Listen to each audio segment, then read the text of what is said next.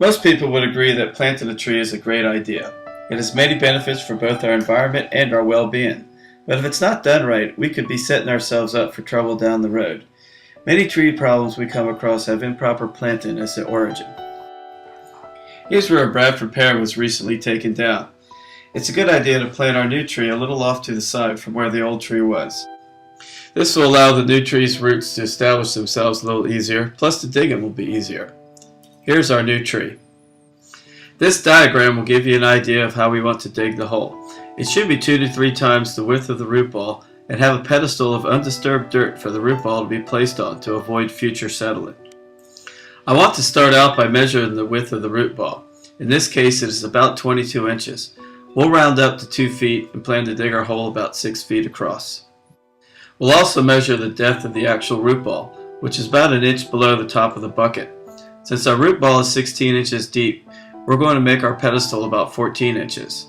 It is better to have it just slightly above grade.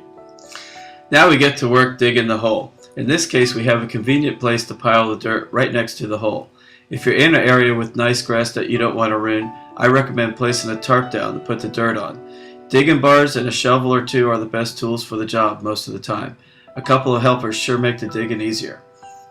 As the hole starts to take shape, be sure to keep an eye on the middle area. You don't want to dig too deep in the middle area where the pedestal will be. Place a digging bar across the hole to get an accurate depth measurement. Continue digging out the sides until you get to the right width.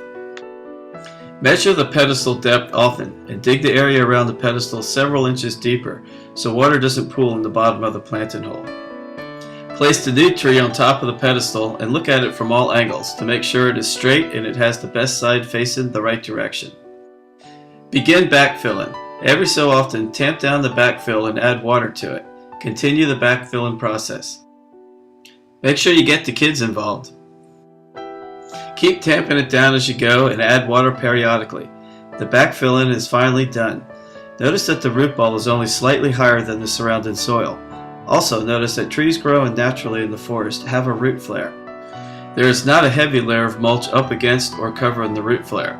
We want our tree to have a wide but thin layer of wood chip mulch to provide organic matter and protect the roots as they grow into the surrounding soil. But we want to keep the mulch off the trunk. Guiding materials often choke a tree, especially if it's left on too long. Trees develop a much better trunk if they are allowed to blow with the wind. In most cases, you don't need guiding material at all. If you use it, don't allow it to remain in place for more than a year. This video is brought to you by the ISA Certified Arborists at Growing Earth Tree Care. Visit us on the web at www.growingearth.com. Thank you.